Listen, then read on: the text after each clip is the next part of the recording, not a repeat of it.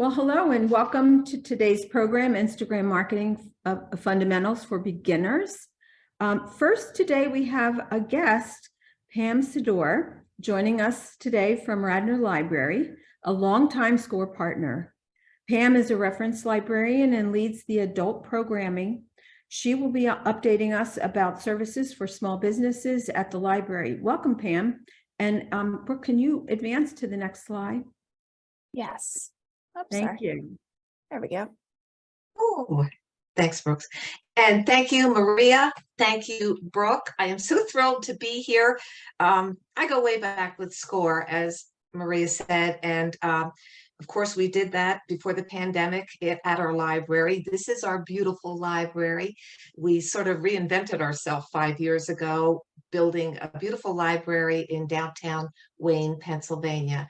And as Maria said, I'm a reference librarian at Radnor Memorial Library, and I also do programs for adults. That's the exciting part of being a librarian. I have to say, it's the best part because I'm engaged with organizations like SCORE, Chester and Delaware counties, and a host of other organizations. We, Radnor Memorial Library, are a member of Delaware County Libraries. There's 30 of us. And if you live in Chester County or Philadelphia County, then you've got your system.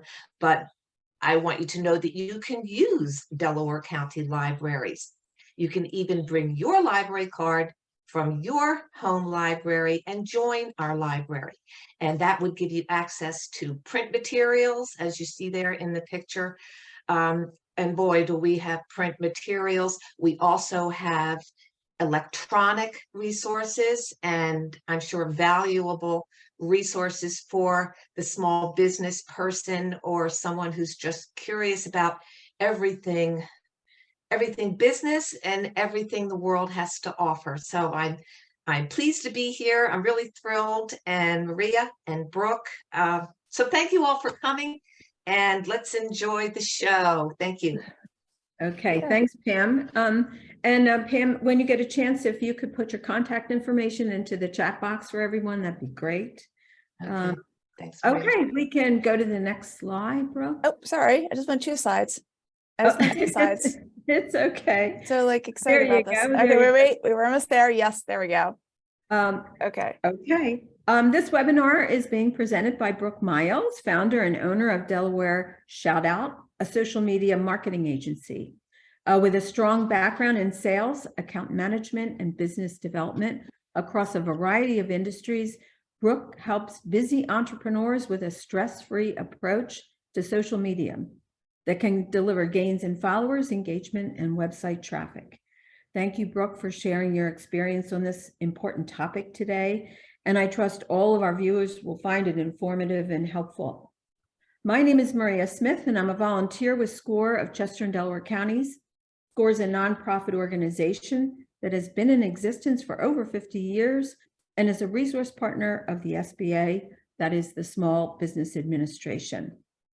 The SCORE's mission is to foster a strong business community by providing free mentorship and business education. We're here to support you and help you grow your small business. Here in Chester and Delaware counties, we have 100 volunteers ready to help. Our mentoring and most of our educational programs are free. You will find many tools, templates, and other business resources on our website, Resource Library. That link will be provided after today's program. Can we go to the next slide? Yes.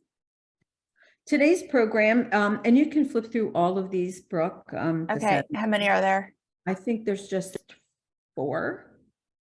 Okay. There we go. Today's program is an hour and a half, scheduled to 11:30. There's a lot of content in this program, and we wanted to make sure that there were plenty of time. There's plenty of time for questions. The presentation is being recorded and will be made available to you after today's session. You all have been placed on mute, so we avoid distractions. Please ask your questions in the Q&A box, and we will take breaks to answer them. If you have any information to offer, you can put that information into the chat box. Okay, welcome, Brooke, our presenter. Thank you very much. All right. And what I'm also going to be doing is, let me just go ahead and put my information in the chat box as well.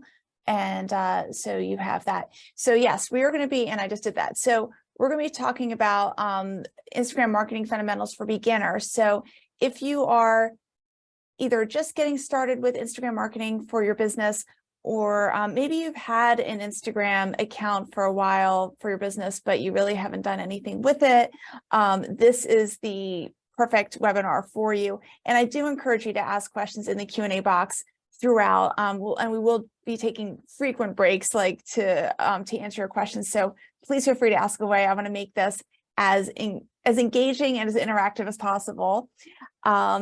So here's everything we're going to cover in a short amount of time. First of all, how to optimize your static content. And static content is basically what people see on your Instagram account, no matter what you're posting. So you create a good first impression, how to create a look that is really going to help your brand, how to choose the best content for your audience, because if you don't choose the right content for your audience, you're not going to build your audience. How to grab your audience's attention with the right captions, and also how to grab your audience's attention with the right images that stand out in the news feed. Okay, because in marketing, you have to stand out. How do you do that on Instagram? Also, how to do certain types of tagging, like hashtags and geotags.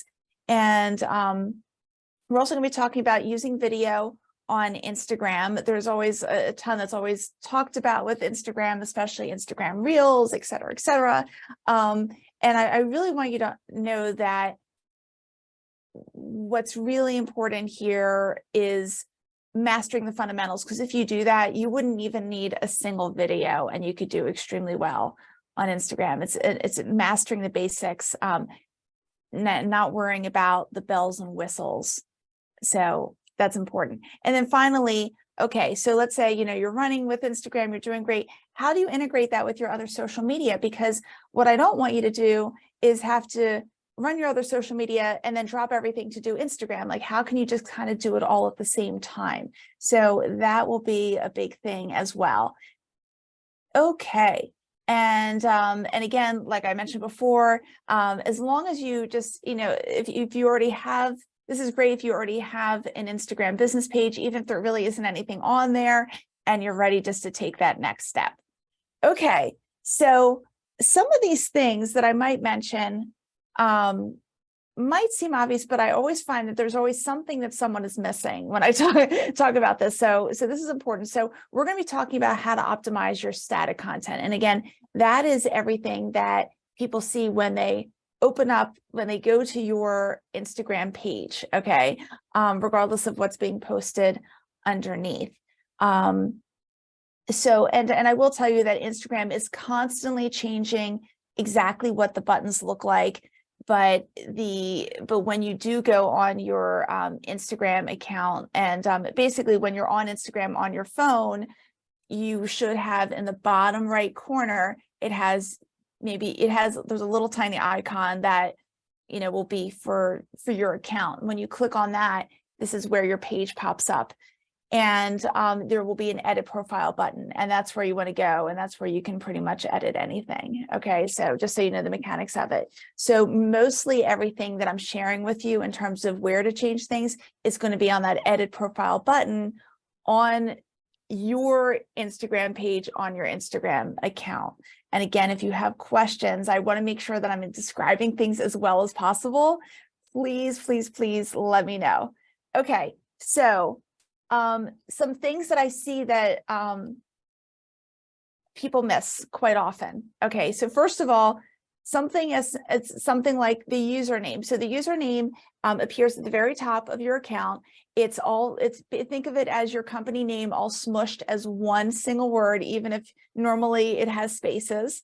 Okay, what I oftentimes see is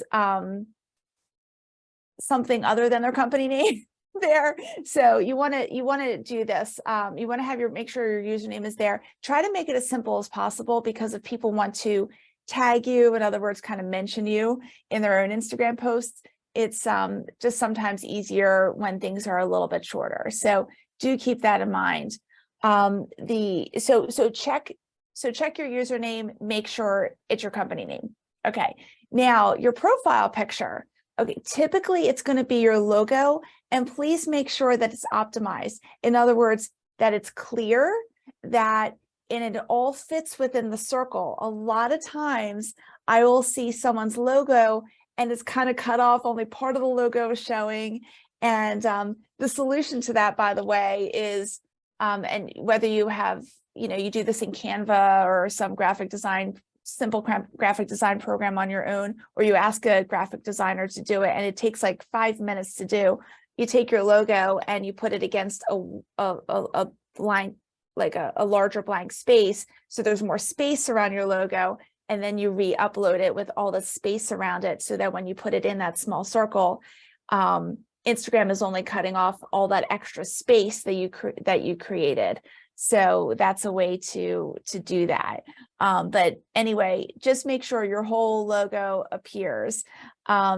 If you have a logo, and actually what I'm going to tell you right now will help you with all your social media, not just Instagram. If you have a logo that is super complicated, maybe it has like a tiny little tagline underneath, keep in mind that this circle, that you can't tell it's a circle on here, but the small space where you have your logo is really small on a phone, and it's teeny tiny when it appears in a newsfeed. No one's going to see that tagline. It's just going to look like a blurred gobbledygook line. So make sure you use a simplified version or a cleaned up version of your logo that doesn't have extra taglines or anything like that. That will help you with all your social media, and it just looks a little bit more professional. Now, if you're running a business where you are the brand, okay, you don't have to have your logo here. You could have your headshot. So if you're a realtor, if you're a life coach, something where people think of you more than the name of your company, you could do that. But again, just make sure that it's fitting within the space and that it is crystal clear. Super, super important. It's worth the extra few minutes to get that right, because first impressions count.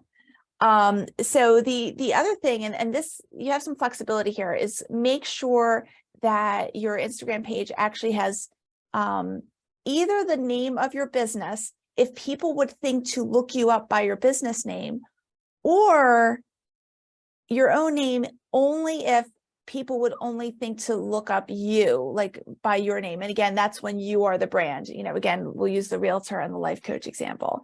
So be careful with that. I find a lot of people have their name there when their company name should be there. So again, just think of how people would search for your business when they're on Instagram, and that's what you want to put there. Okay. Business category, that is also something you'll be able to do as you are in that edit profile button. Make sure you have that in there. That will help you get found in searches. Your bio. The bio is basically that 150 character description you have. And what I'm going to challenge you to do is to try to use all 150 characters. And you can't go over. If you do 151 characters, Instagram is going to knock it down. But try to use that whole space, because it's really precious real estate. And you want to really rock this, because this is where you want to explain, okay, what do you do? Who do you serve? And what makes you different? Why buy from you? Okay.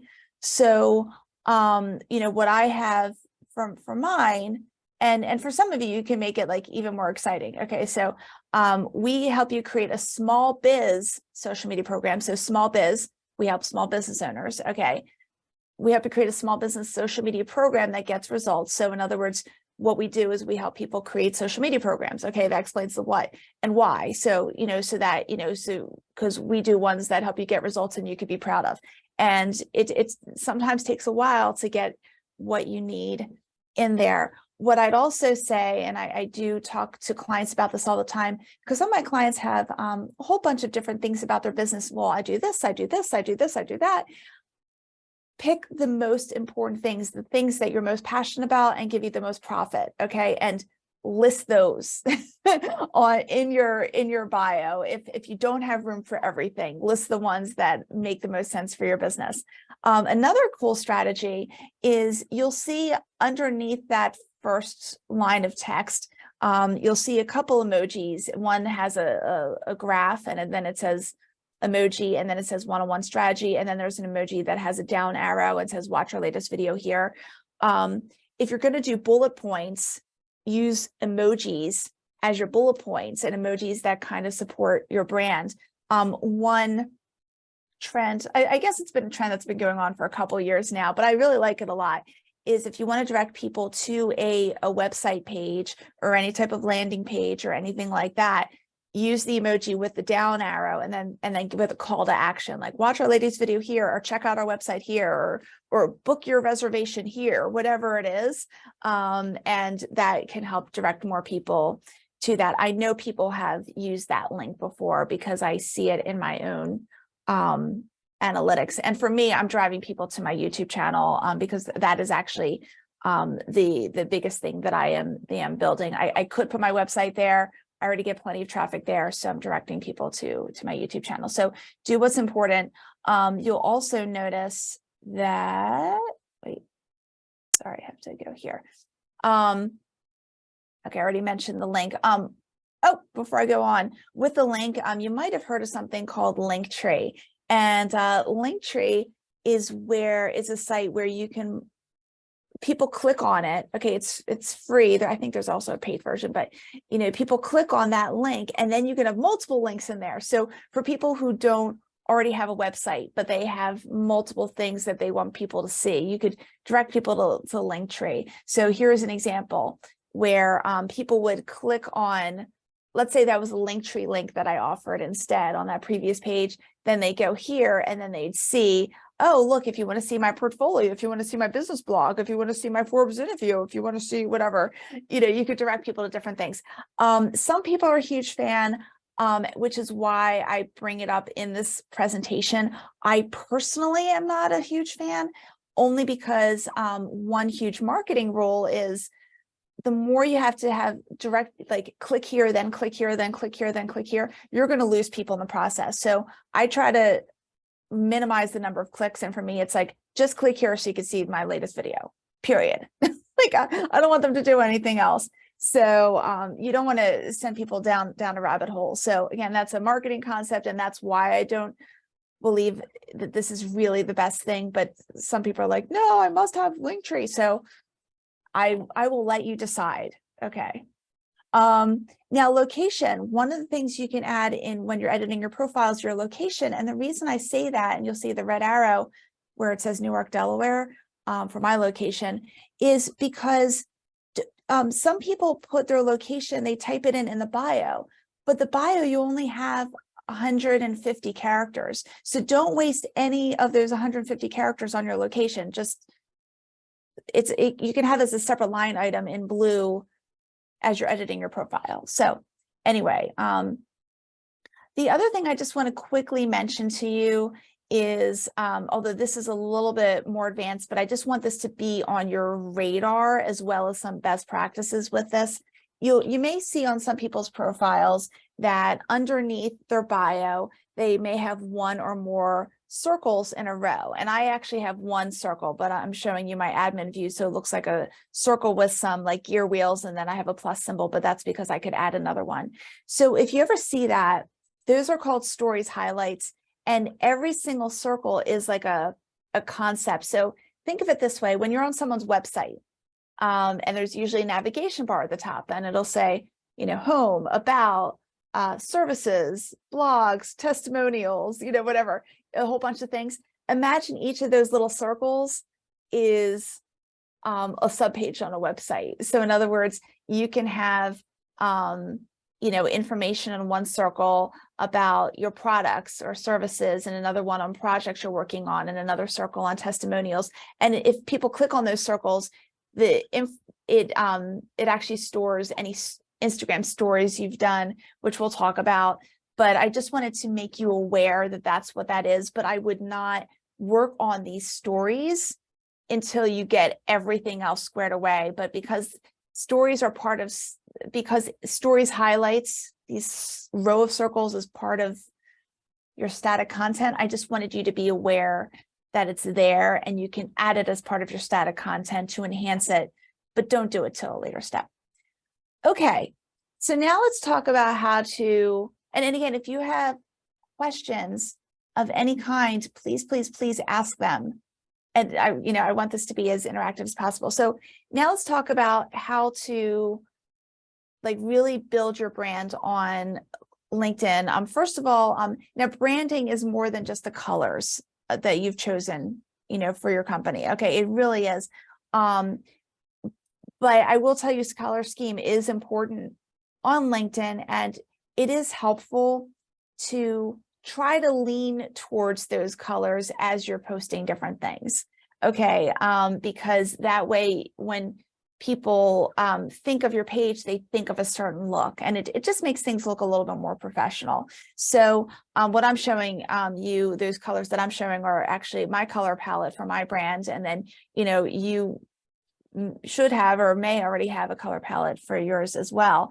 So, but also think about too, what sort of fonts, do you use for your brand? Stick with those fonts as much as possible when you have different, when you have different posts, and you'll see that there is, I try to be as consistent as possible as well. So be consistent with your colors, be consistent with your fonts. If you're going to use a filter, on your posts, and filters, some of you probably already know this, but some may not. A filter is when let's say you're posting a photo, and it'll say, oh, do you want Instagram will offer different filters to give that photo a different look, like maybe more of a vintage look, or more of or maybe a brighter look, or something like that. If you're going to use those filters to enhance your photos, just make sure you're using the same filter each time, because otherwise it just kind of looks all over the place. I don't use any filters because I just don't, but and then that way I don't have to worry about using the same one if you never use it. So anyway, but just be consistent. That's the most important thing, and be super sensitive to it.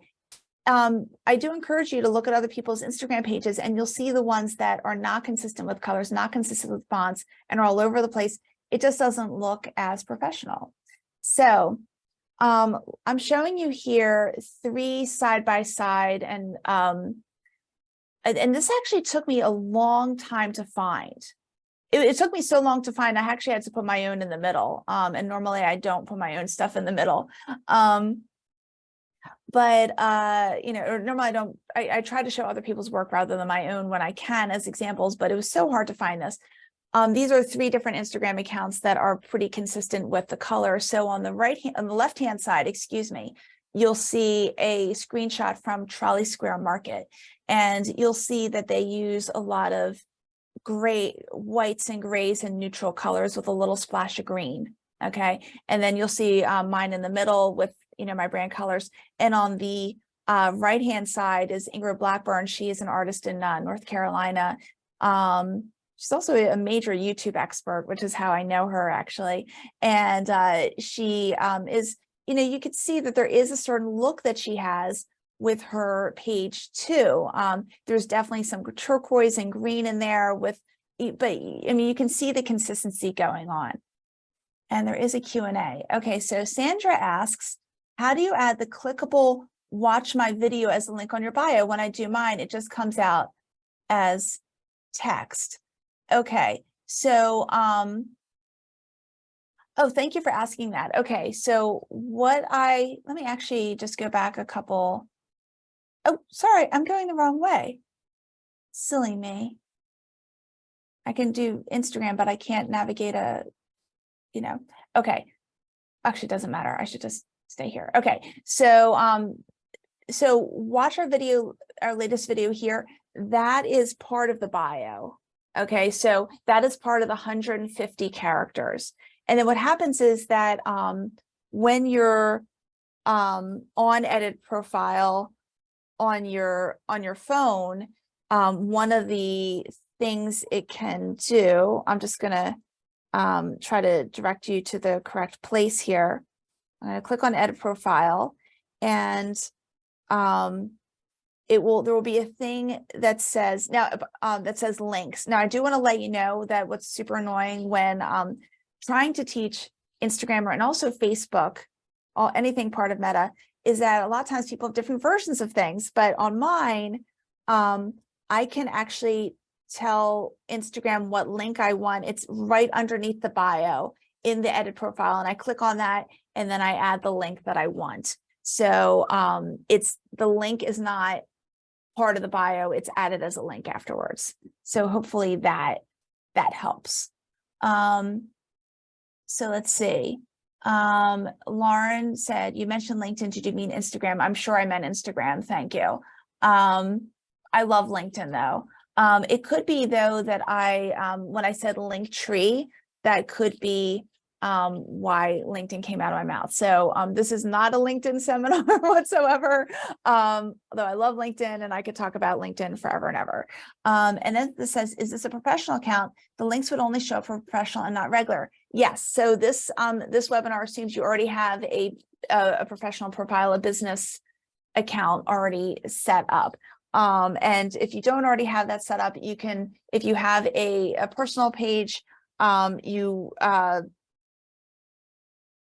gosh, I'm sorry, the seminar is not about like how to set up a professional, but it's under settings, and you'll be able to find where you can take, you'll be able to take a personal account, and then you basically switch it over to business. And once you do that, you can even link it to Facebook and everything like that. So it's in the settings that you'll be able to do that. So thank you for asking about that. I appreciate that, because there might have been some other people who had that question. Okay, awesome. Okay, okay. So in terms of publishing content that really helps connect with your audience and gets more seen, one of the most important things to understand is that Instagram in general is going to favor content that has higher engagement rates. So what does that mean? So for example, let's say you have 100 followers, and then there's another Instagram account that has 1,000 followers. Okay, and you put a post out there, and so your 100 follower account, you put a post out there and you get 20 likes. And then your competitor who has 1,000 followers puts a post out there that gets 25 likes. Now it got more, or hearts, I should say. It got more hearts than you did, but that was 25. But surely they're but they had 25 hearts out of way more people, whereas you were working with a much smaller audience. So in essence, you had a much higher rate of engagement. Okay, much greater percentage of the people who saw your posts responded to it, and that's what Instagram likes to see. Okay, so keep that in mind. So, while there are definitely things you can do to increase your following, and I'm not going to discourage you from that, and a lot of things we'll talk about will help you attract more of an audience. What I want you to focus more on isn't followers, but what can I do to really wow people?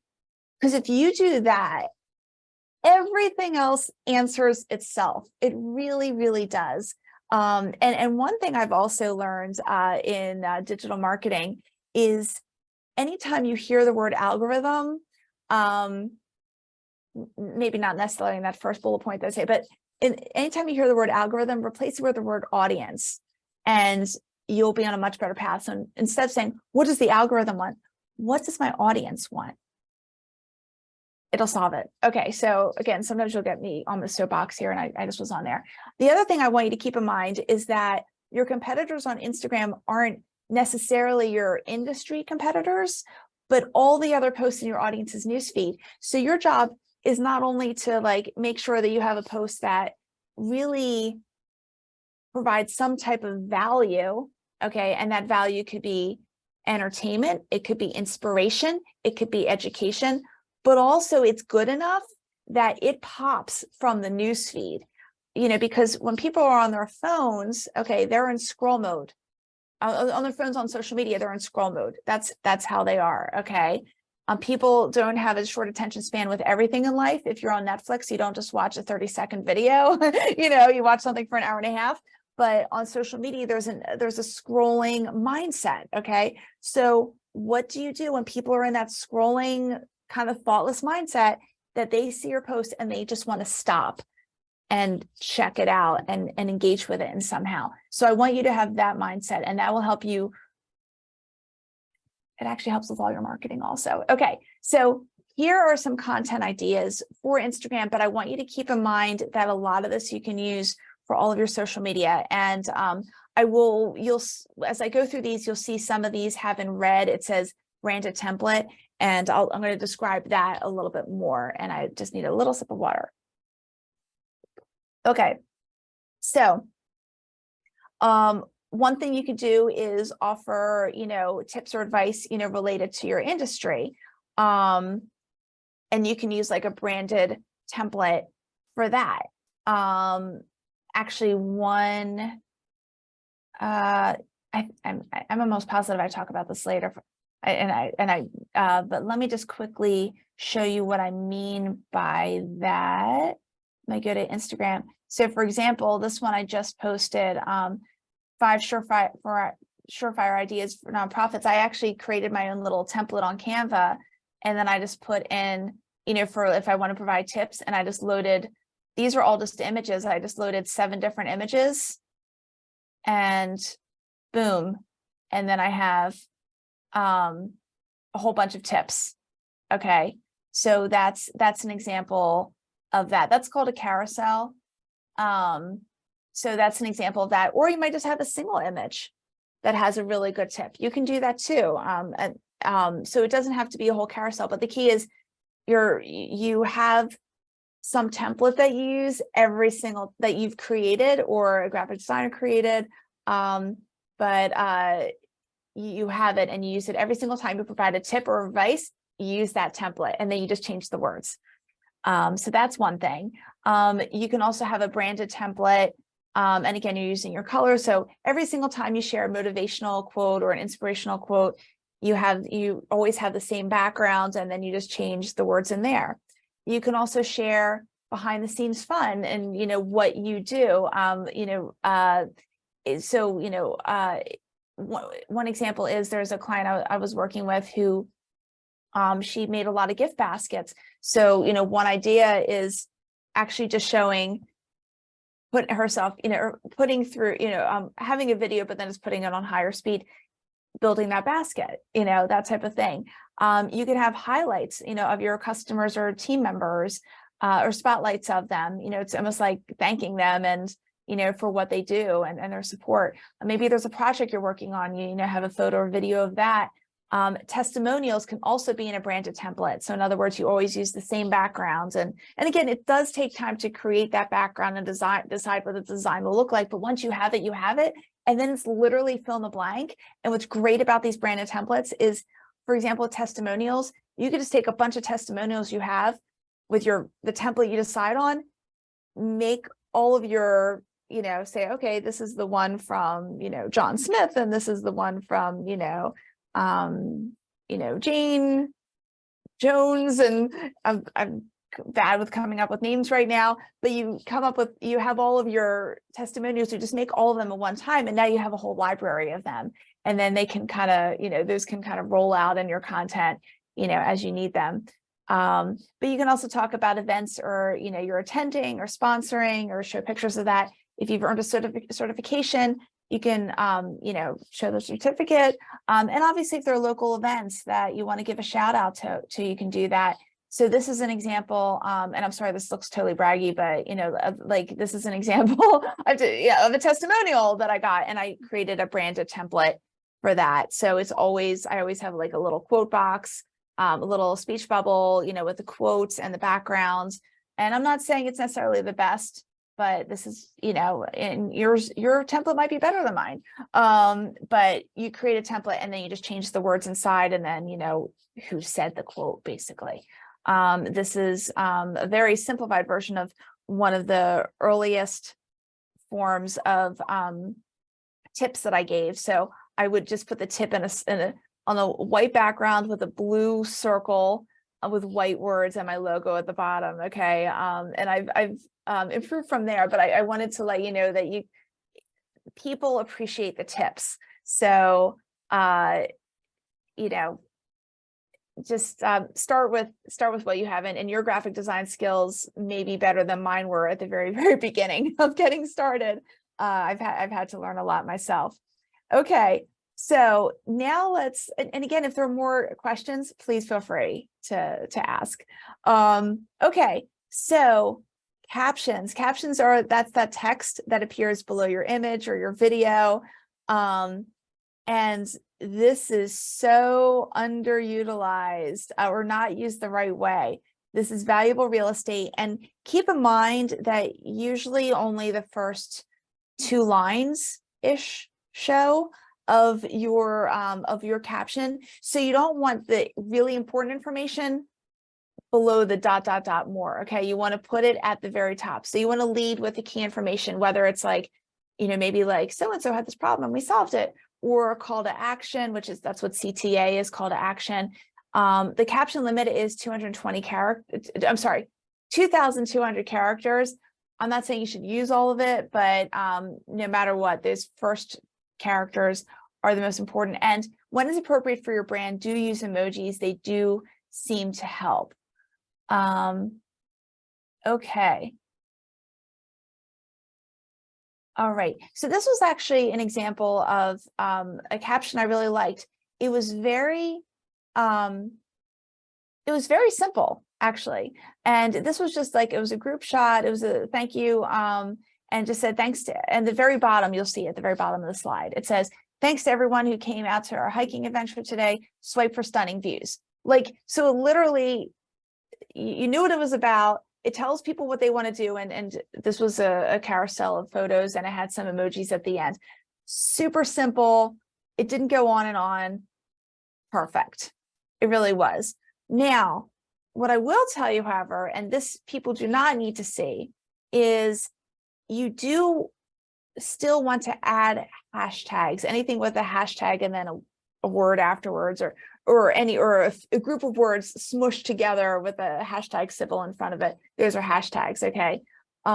You do want to add them to Instagram, because to your Instagram posts underneath the caption, a few line breaks underneath the caption, not because humans need to see the hashtags, but because the hashtags look kind of messy, but Instagram responds to hashtags. And I know for a fact, I know from my own analytics, that your post will be seen by people who are not even in your following because of hashtags, if you play them right. So I would say sometimes, I'm kind of guessing at the statistic here, but somewhere between 25 to 50% of the people who see any of my posts saw my post because of a hashtag that I put in there. So it's really, really important. So Instagram allows you, and I'm gonna explain this a little more. So Instagram allows you to use up to 30 hashtags. And now I will tell you that there's a whole lot of debate about how many hashtags to put in. I will say, and some others will say too, that somewhere between 20 to 30 up to the maximum is best. Some will say, no, you just want like 5 and here's why, and then they give their reasons. If you want to go ahead and test it. But I will tell you that, like, when I show you how to do this, you'll want to just have more. In my opinion, as long as you have quality hashtags, why not have more quality hashtags than fewer quality hashtags? So anyway, so just be aware of that. But hashtags do make your content more findable. They almost act like, think of them almost like Google keywords, but on Instagram. It's almost like it helps your search engine optimization in a way on Instagram. And again, but you want to be super relevant. And here's something that I learned. You want to avoid overly popular hashtags or overly obscure hashtags. You want to aim for hashtags with somewhere between 10,000 and 200,000 that have been used in somewhere between 10,000 and 200,000 posts. And how do you know this information? When you start typing in a hashtag, it'll in either the search bar or, as you're typing, the bottom part of your caption, it'll give you that, Instagram will give you that information. And I do want to let you know that what I'm sharing with you right now, I'm trying to, squeeze into a certain amount of time. I did it was like a 12-minute video just on Instagram hashtags, and it's on my YouTube channel. I have more than 100 tutorials, which are obviously free because they're on YouTube, but more than 100 tutorials on social media on my YouTube channel. And if you go to the chat bars, and I posted it in the chat when I think there were already 34 people on the call. So most people will see this. My YouTube channel is on there, but it's called, my YouTube channel is Delaware Shoutout. Delaware, one word, shout out, another word. You can also just look me up that way on YouTube. But the tutorials are free. Obviously, take advantage of them, and you'll see there is if you scroll down, it's a pink thumbnail, actually a pinkish thumbnail for Instagram, like an Instagram brand, and it talks about Instagram hashtags and goes into major detail about them. So hopefully that will help you. But I'm trying to give you some of the most important things from that video right here. But like, for example, in, where I'm based, I help everyone, but, where I'm based in Delaware, hashtag NetDE is a popular hashtag, and it's a popular Delaware hashtag. And if someone were to follow that hashtag, they would, or click on the hashtag to see what posts are happening, this actually shows all the posts that recently that have been getting good engagement that have used that hashtag. So when you use a hashtag, your post is put in a bucket of other posts that have used that particular hashtag. So just keep that in mind. Hashtags do help, but it also helps Instagram index your content and understand what your content's about, so that it can present your post to people who are outside of your audience. So when you're starting to type, Instagram is automatically going to offer additional hashtag suggestions. So, feel free to use that as well. And like I mentioned before, use hashtags at the end of the caption. Like, so you have your normal English caption, okay? Have a few line breaks and then put the hashtags underneath, because only Instagram needs to see it. So this is an example of one that I have right here. So this was, I was promoting one of my new videos that came out. Actually, this video was about LinkedIn, since someone had mentioned about my accidentally saying LinkedIn. Anyway, and you'll see that I have my hashtags at the bottom, and every single one of those hashtags was researched to make sure that it made sense for me to use that. You'll see that I like, for me, I like putting a little dot, between the main caption and the hashtag. So you don't have to do that. It's just my little thing. Almost no one does that. Okay, now, how do you save time so you're not typing the same hashtags over and over again? Because if I'm telling you, just type 20 to 30 hashtags every single time, that's a lot to ask.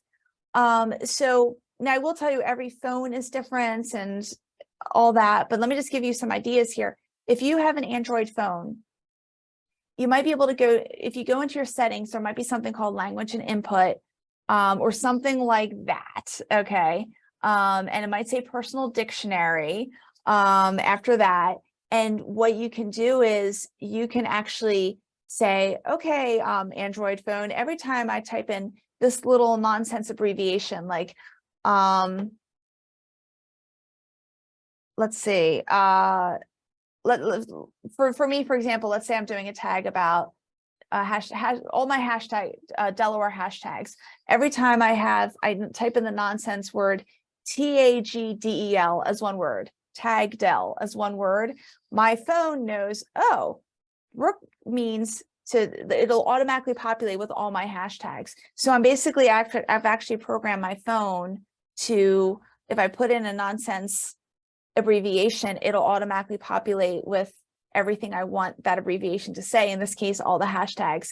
And then I have different hashtags for different categories. So I have hashtags that are related to social media, and I have a little abbreviation for that. I have an abbreviation for, ones for Delaware related. Does it take time to put this in your phone? Yes. But once you do it, you don't have to retype the hashtags over and over again. So it's worth a lot of things I'm telling you, like creating a branded template or putting shortcuts on your phone do take time. But once you do it, it's going to help you like get out a lot of social media really quickly in the long term. And if you have an iOS phone, this is a general settings, general keyboard textual placement, maybe a pathway that your phone will allow you to do it, but it also depends on what update you have. Like it depends on your phone and updates and blah, blah, blah. But this will give you an idea. There's also a program that I also use that's called Text Expander that's on my computer. And it allows me to type, and this is actually great. This is a great business time saver in general, where, you can create an abbreviation against a nonsense abbreviation. And anytime you type that nonsense abbreviation, something pops up. But I have used that, for example, if I want to, what's an example of this? Like if I want to give someone all my contact information, I just have like this little nonsense thing and then everything pops up. Or there are some other marketing professionals that I refer business to all the time. And instead of my finding their information and sharing it by email, I just put in a little abbreviation and it automatically pops up. And Text Expander works. It can work in your email. It can work in any program you're on your computer, anything. If you're on it, Text Expander will see it. So, and I think it costs like $4 a month, something ridiculously low. It's a huge time saver, but you can use that for hashtags. You can also create a Microsoft Word document where you say, okay, all of these hashtags, that every time I have a post about blah, blah, blah, these are the hashtags for it, and et cetera, et cetera. So you create different categories, and here's a screenshot of that as well. So you can see I have my social media hashtags, my Delaware hashtags, Wilmington specific hashtags, networking hashtags in case I'm at a networking event. Brooke, it's Maria. Yes. We have a question in the chat box. I don't know if Yes. you see that or not. It's about, how do you feel about putting the hashtags in the comments versus the actual post? Yes. Oh, I see that. Yes. So, Ria, that is an excellent question. I'm so glad you mentioned that. So it used to be that you could put your hashtags in the caption or in the comments and Instagram would see it. But I think it's about a year and a half ago-ish or so, Instagram announced that they would no longer look at hashtags in comments. So in other words, it's not going to index anything from that. So you only just end up with a comment with a whole bunch of gobbledygook hashtags. So you want to put them in the caption. That's where Instagram is going to look for them. So I'm so glad you asked that. Thank you so much for that. So yeah, keep the questions coming. All right, just a quick sip of water before we get to the next thing. There's so much to cover, and everything builds off of each other. So I'm glad that you guys are sticking around for this. Okay. Oh, there's one more thing in chat. Just a second. Oh, yes. And you're welcome, Ria. Okay. So geotags. Now, what you'll notice is that right before you publish something on Instagram, it'll say, oh, what location are you publishing this from? I do recommend, especially if you are a local business, choose your city and state. Do not choose, even if your location is in this, even if your business is already a location in Instagram, do not put that as your location, okay? Because what I want to happen for you is that people say, for example, oh, I wonder what's going on in Wayne, Pennsylvania. And let's say your business is located there, okay? And then all of a sudden, your post pops up as one of the things. People are more likely to say what's going on in Wayne than they are to say what's going on with your specific business. So this way you show up in a pool of other stuff, okay? So that's why you want to do that. I've also gotten the question, well, suppose what I do is national, I could help anyone, then what I might recommend is choosing maybe some main geographies that you're trying to target, if applicable. And my business is literally around the world, but most of the time I'm just putting Newark, Delaware as my location. And I will tell you, when you do that, it's people find it very comforting to know where you're from. And it's more likely to get you business. And even though this is not this is an Instagram seminar, not a LinkedIn seminar, even on LinkedIn, even if you serve people around the world, studies have shown that if you just put your town and the state or whatever, it does better than if you say the greater Philadelphia area or United States. Just, just put it, and it just helps a lot. Okay, so now, how do you make your images stand out? Okay, so I already talked about people being on scroll mode, okay? And the other thing I just need to reinforce is that people are, 99% of people are looking at Instagram on their phone, okay, on a mobile. They're not looking on desktop, okay? So everything is small right here. I'm sorry, like tapping on my phone here. So images are small. So what I want you to do is, so it has to, like, in that small size, it has to pop. So if you have a photo that's kind of dark or dull, then increase the brightness and exposure and saturation. And by the way, all of that you can do on your, I think pretty much any phone now. Like, you can just, you can edit a photo. You click on the photo and there'll be an edit option, and you can increase the brightness / exposure and saturation. And saturation makes the blues bluer and the reds redder and the yellows yellower and all that. So that's what that does. You can increase contrast. So in other words, the darks are darker and the lights are lighter, and so that it creates more of a pool there. So you can, or maybe you just want to do an auto enhance. You also, or if you're working on your photos on your computer, that's fine too. Anyway, you can edit images pretty much anywhere now. And I really strongly urge you to do that with all of your social media. It takes, after you're used to optimizing photos, it takes like 30 seconds and it's worth it.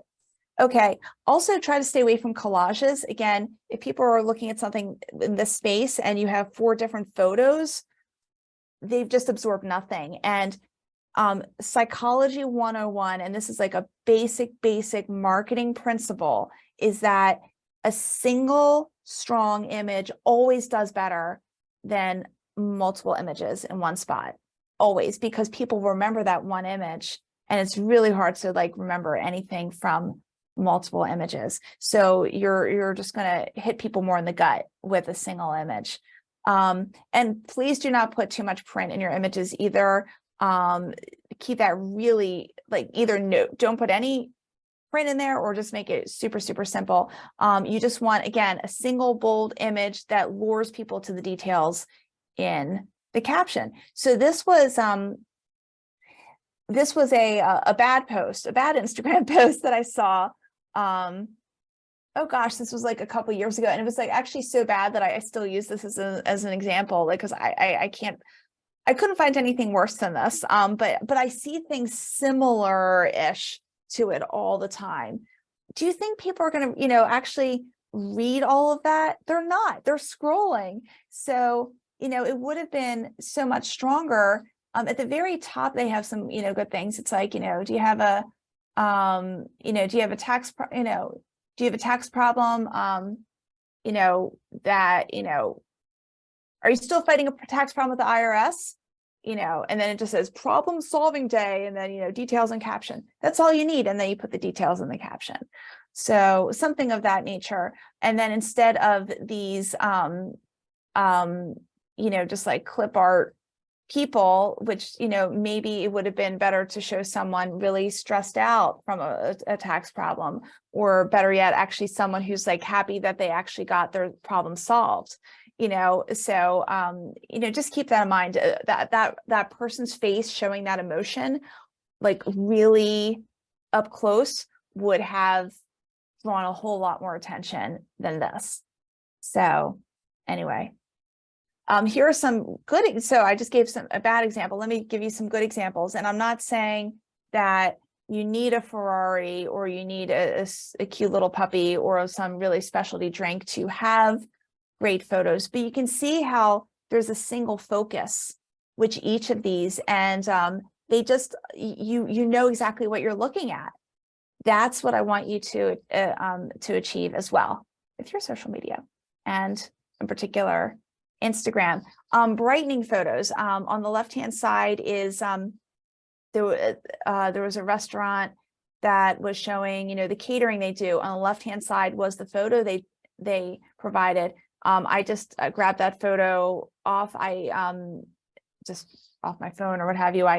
Then I went ahead and optimized it. I just made it brighter with more contrast and more saturation, and you could see what it would have looked like, and just how it would have stood out even more. I might have actually even cropped it a little bit more if I had been really thinking it through some more, just to maybe cut off some of the rugs at the bottom, because you don't need to see all the carpeting. It's really the table settings that are the most important. So I should have actually cropped that.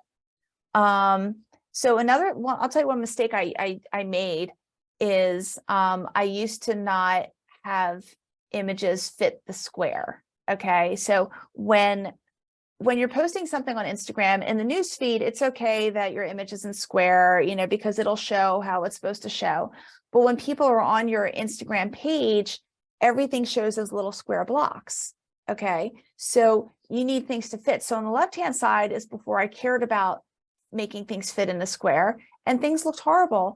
And even though I was telling clients, I'm like, oh, you want things to fit in a square, I wasn't doing it myself. And eventually I was like, okay, look, I need to do this too. Okay, so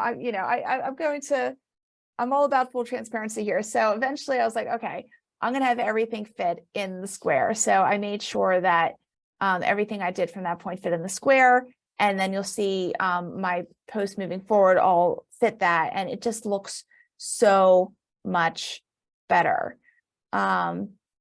Okay, let's talk about video, because I know a lot of people have questions about video, and I also, again, if you're not ready to do video, I still want you to at least really absorb this, because there's some just like key information that it's going to help you when you are ready. Okay, so video typically gets the most engagement, but it doesn't mean that you can just put out about, not you, but one. Okay, it doesn't mean that one can just put out any kind of video and it'll get better engagement. It just means that you have a better shot at getting more engagement with video, because it's, there's movement to it. Okay, so there are different kinds of video on Instagram, and the one I've put in bold is the one that is the best one to start with. And that is like the very normal video post, which is 3 seconds up to 10 minutes. Okay, anywhere in between. There's also, if you ever just want to do stories, stories are the when you log into when you go into Instagram and you see your feed and of what other people have posted, at the very top you'll see a whole bunch of circles at the very top of your feed, not on your page. Okay. And that on that feed is basically stories, which are, they only last 24 hours. It's very time sensitive, but a story video, you can only have up to 15 seconds and the whole thing only lasts up to 24 hours. You have reels, which last up to 90 seconds, and that's like a vertical format.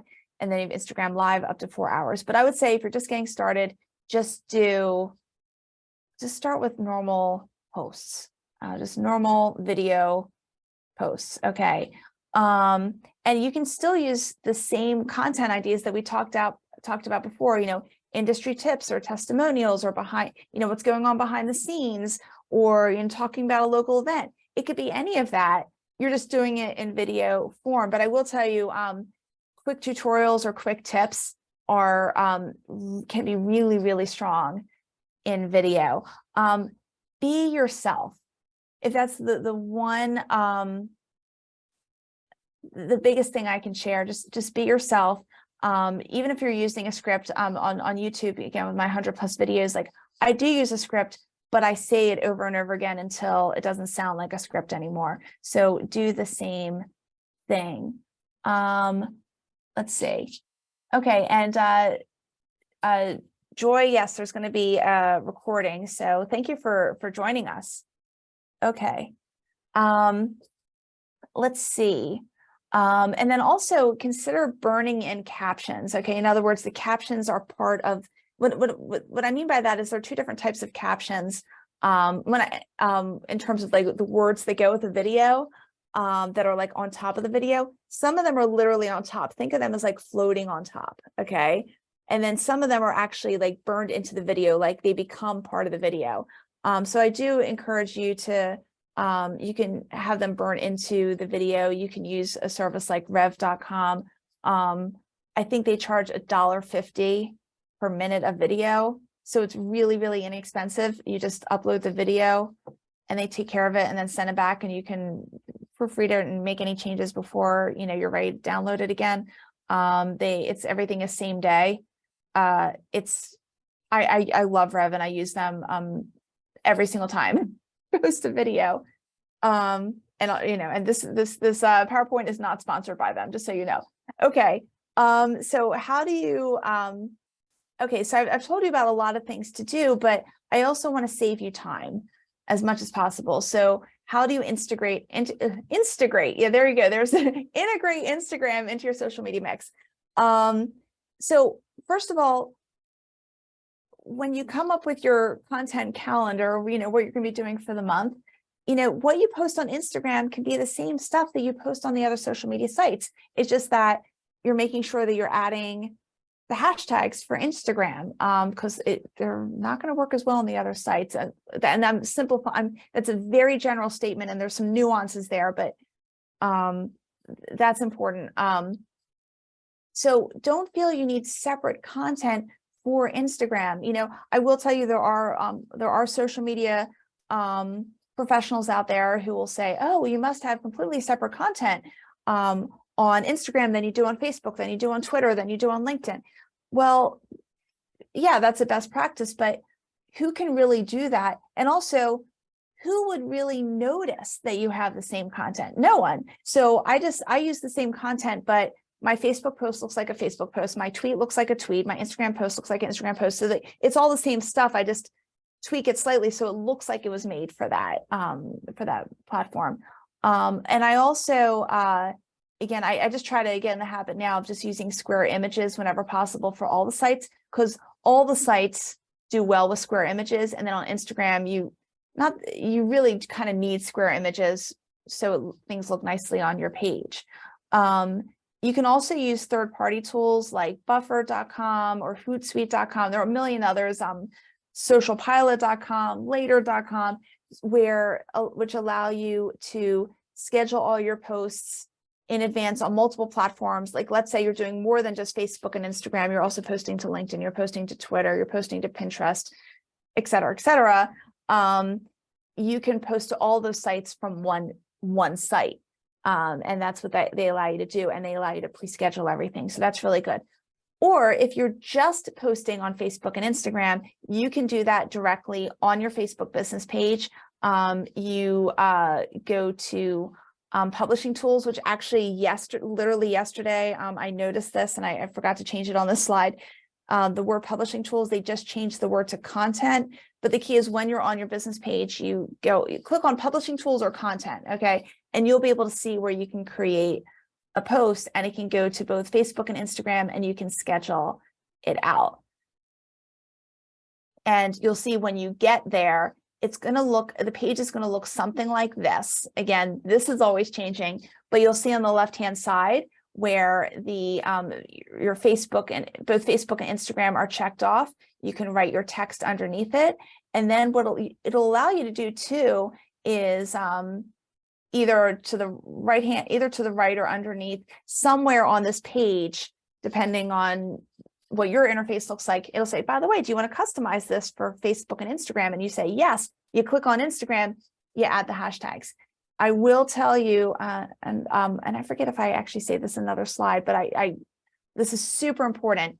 Do not put those Instagram hashtags on your Facebook posts, because hashtags hurt engagement on Facebook, because again, they look like junk. Facebook really does nothing with them at all. And it just hurts engagement. And study after study after study has shown this. The problem is that there were like, one or two people who had the bad in the universe who had the bad idea to go ahead and add hashtags on Facebook. And then other people are like, oh, they must know what they're doing. And then before you know it, like millions of people are doing this. It's a super bad idea. And if they just read the studies, they'd see, don't put hashtags on Facebook, only add them to Instagram. And this page will allow you to customize. So sorry, I get super passionate about that. Okay, but I do want you to have fun. I want to ask, what other questions do you have? But also, I'd love to hear from maybe a couple of you.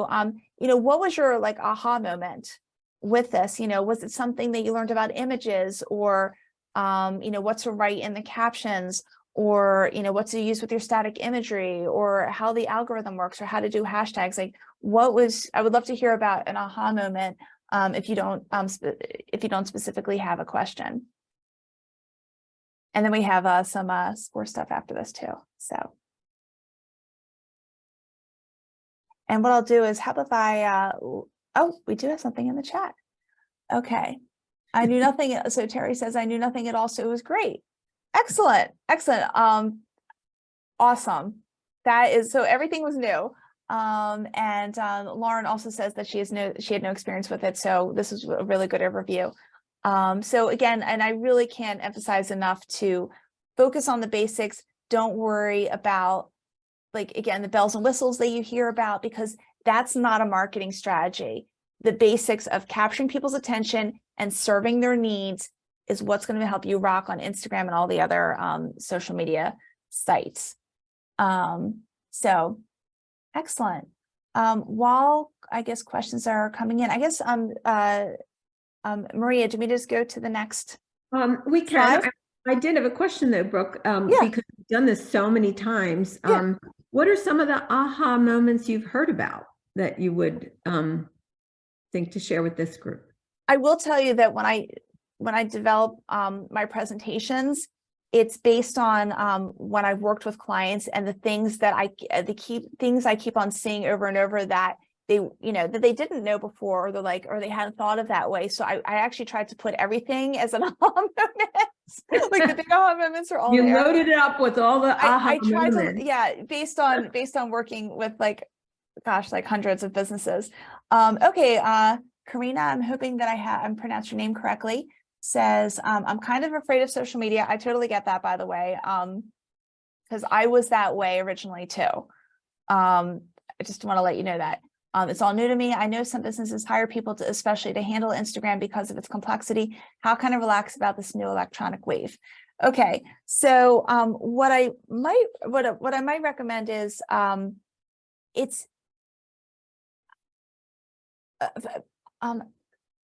trying to think the best way to, what I might recommend.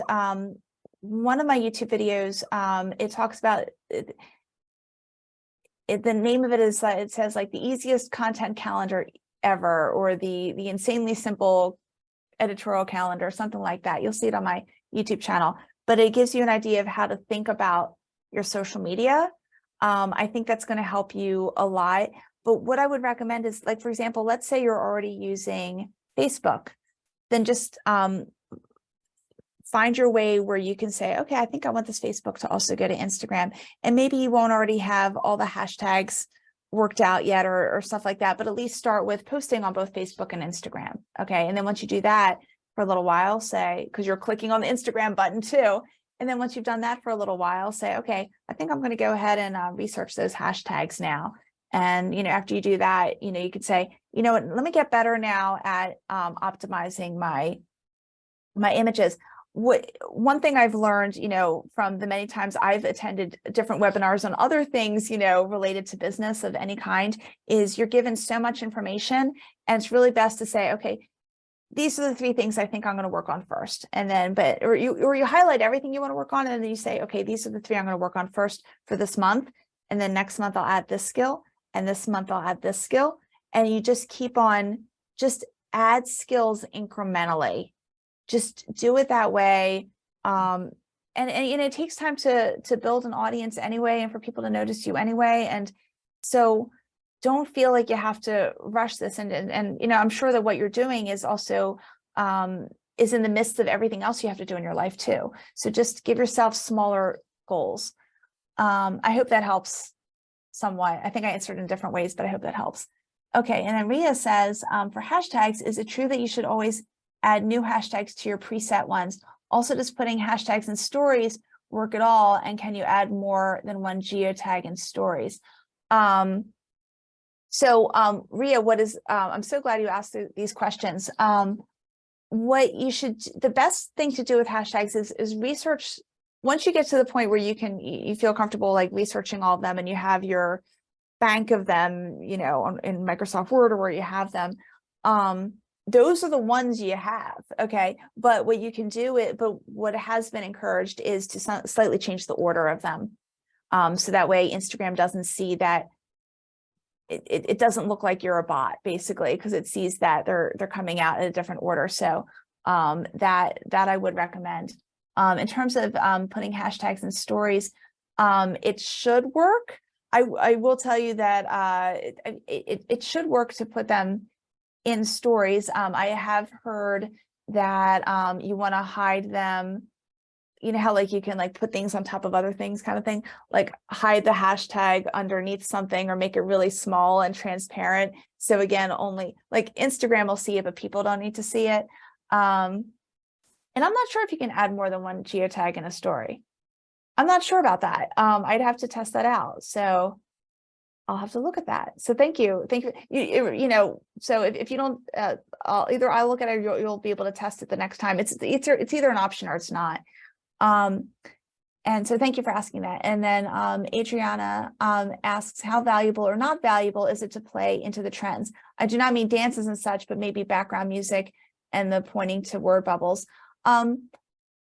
I think it's helpful to play and it's helpful to try out the trends and see if it works. If you find that, I think I like this idea, let me try it and see if after several videos, it's made a difference. And if it has, that's great. And if it hasn't, and it's too much trouble, then don't do it. The value of the information is more important than the bells and whistles. But once in a while, there might be a little something that you do notice a little spike. And a lot of these things you just have to test. You just have to test it. So it is worthwhile. So hopefully that helps there. And let's see. There are also some more things in chat here. I just want to check the time because I know. Okay, good. Okay. We're good. Okay, good. Let's see. My aha moment. So Sandra says, wait, I just want to make sure I didn't miss anything. Yeah. My aha moment, you just mentioned it. I just linked my Facebook into my Instagram post. So all my hashtags go straight onto Facebook. Now I think I might need to go back and delete them on Facebook. By the way, Sandra, don't worry about going back and deleting old stuff because very few people are going to scroll to see what you've done in the past. Just add new ones. Just add new stuff. And it'll bury the old stuff and spend more time on creating new stuff. Don't worry about that. Vicky says she never understood the purpose of hashtags. So thank you. Yeah, hashtags are not an intuitive thing. No one is born understanding hashtags. So I'm glad I made for Danielle Instagram less fearful. Let's see. And Chris asks, besides awesome content, hashtags and mom and dad being your favorite commenters, what are some tricks to obtain new followers, if any? One thing you can also do is promote your social media in other areas. For example, put it as a line or as an image in your email signature. Okay, so follow us on Instagram. Make sure it's on your website. If you have a website, at the very bottom of every either at the very bottom of every page or in the top right corner. I'm sorry. I'm not sure if you guys see mirror image or not. So top right corner for me would be here. That's also really good. You can also cross-pollinate. And what that means is, let's say you have your Facebook page is doing really well, or let's say you're in a Facebook group and it's appropriate for you to alert people to your Instagram page. You can have a post that directs people to the Instagram page. So you can do it that way. But I will tell you that the content, the topic choice, caption, and imagery / video, that's where you're really going to win. That's really because people are going to follow people who you can promote it as much as you want, but ultimately it's what you're putting out there. And if people see that it's worth following, they're going to follow it. So, but hopefully those things will add to it as well. So, and then Rhea said, yes, I hide them, the hashtags, but didn't know if it even mattered. And it does. So, all right, so is there anything else? Let's There are a see. few more Yes, things in the Q&A. Yes, I see that. Okay. Rhea says, you may have said this, but I had to talk to the contractors at my house. Oh, I'm sorry. But how do you find the best hashtags to use? That was in what I would just start. I kind of covered it, but not exactly. The main thing to do is when you're on Instagram, start typing in a hashtag that you think might work. It's going to give you a bunch of suggestions, and then look for the ones that have been used between 10,000 to 200,000 times. It's also in the recording as well. That's going to be your best bet. But I will tell you that my YouTube video about it, and it's from about a year ago, but it's still like incredibly relevant. Will give you like 12 more minutes of details on that. Danielle asks, is it important to have a lot of followers? No, it's not. It's important to have a following that is very engaged with you. That's the most important thing. So never buy followers. Don't do anything like that. Now, does it look good to have a lot of followers? Yes. But if you have, let's say you bought a whole bunch of followers, and I've seen people try to play this out a million times where they buy followers who really don't care about their page. And then, obviously the person's trying to post things, to their page, but these bought followers don't care. They don't engage. Instagram says, wow, you have a really low engagement rate. Your content must not be that good. And then the people who are supposed to be seeing the post don't get to see it. It will hurt you in the end. But one thing you can do is if there are, you can, Danielle says, by the way, can you, follow, follow people and all that. I do follow people, that I feel their content is interesting and they may find mine interesting. I will not follow them just so they follow me, even if they don't follow me. Sorry. A lot of talking. Even if they don't follow me, I'm still going to, even if they don't follow me, I'm still going to stay followed to them if they have, good content. But I do find that maybe a third of the people whom I follow will follow me back. So you can do that too. That's another way. Adriana says, what's your opinion about QR codes on a business card going to Instagram if someone does not have a website, or an underdeveloped website? I think that's a good solution. That's a good solution for the time being. But once you have the website, I'd direct people to the website, for sure, because the more traffic you have to your website, that's going to help you with Google searches, and show up more in Google searches, and ultimately you being more visible on Google it's going to be more important than showing up on Instagram, because there's more to life than just Instagram. Let's see. How do you, Adriana also asks, do you know how hashtag posts get to the top of the hashtag screen, and is there a way to get ours to the top? Yes, by having the best post. That's literally it. Actually, I should say, if yours has the ones with the greatest engagement rate, okay, and actually sometimes even the greatest engagement, like the ones that have the best engagement win and end up at the top of the hashtag, like anything in hashtag NetDE, that's the hashtag that I showed as an example. Those are the ones that inspire people the most to to heart and comment and everything. And Rhea asks, how do you feel about the paid Meta verified new feature on Instagram? I feel very neutral about that. I don't see it really helping right now, but I need to do more research into that. One thing about my profession is I'm like every day doing new research on something. So, but when I did come across it, it just didn't feel like something I had to push to the business owners that I work with. So yeah, unfortunately you can't focus on everything. So but I'd focus on great content and serving your audience. I kid you not. It's not always easy, but it's that simple. Great content, good.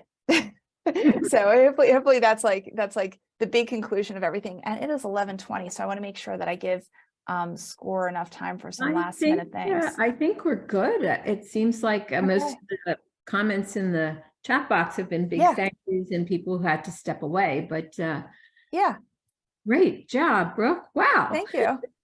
Thank you. I already have my contact information in the chat, but I will, Yes. so it's here too, And Brooke also put her YouTube link in that chat. So Yes. you mentioned several times some of the really good information that you might find in her YouTube. Okay, I guess we are going to just start to wrap things up right now. So Brooke, thank you so much. I see Pam is back on. Thank you for coming today, Pam. Right, Maria and Brooke, that was fabulous. And I you. just can't say enough because, we've been taking advantage of your volunteers over the years. And even now, we've all reinvented ourselves in this virtual world, but this is so valuable. Just to have Thanks. experts like yourself talking with us. I do really appreciate it. And I want to thank everyone for coming. Come see us at the library. And Brooke, thank you. You just gave us or added to all of the Instagram information, the humanity and your humanity. And Super. people, we're not perfect, but we're working on just staying engaged with our audiences and the world at large. So thank you. Yeah. Oh, you're Okay, welcome. Thank you. Thanks, Pam. I am going to share a little bit about SCORE in a moment, but there in the chat, there was a request, Brooke, if you could just copy and paste your Yes. information one more time. Yes, and I just did. Everyone. Yep, Okay. I just did. While you're doing that, hey, listen, Brooke gave us a lot to think about today and excellent practical examples. As mentioned earlier, you will receive the recorded webinar following today's session. It will either be later today or in the morning, depending on when it comes down to us and is edited. Just remember that SCORE is here to help you with the next steps on your business plans and challenges. Please reach out to your SCORE mentor if you have one for support. There probably are some really good conversations you can have with your SCORE mentor about what you learned today. You are not alone in this process of helping to start, grow, and evolve your business. If you're not already working with a SCORE mentor, you can request one by going on our website link that you see here on this page, or by calling the phone number and speaking with Catherine Weisenberger, our office administrator, and she can help you to be matched with an appropriate mentor. This information will also be included in the follow-up email from SCORE. Our SCORE mentors are ready to meet you in person, face-to-face, if that's your choice, by a video conference, by the phone, by email, whatever is your best option. If we can go just to the last slide. Yes. And at this point, I am going to bring up a poll while we're finishing things up. Just would ask for those of you who have been able to stick it out with us today, if you could take a moment to quickly answer a few questions that we have. This helps, your feedback will help us to improve future business trainings and get ideas on what information you'd like to hear more about from SCORE and these professionals like Brooke, who can help us to keep on learning. I'll take a short pause here, but on the screen behind that is the contact information for our SCORE office, our website address, and all that good stuff. This has really been marvelous. We had a very large group here today, over 40 people. Wonderful that you took the time to learn, to help your business.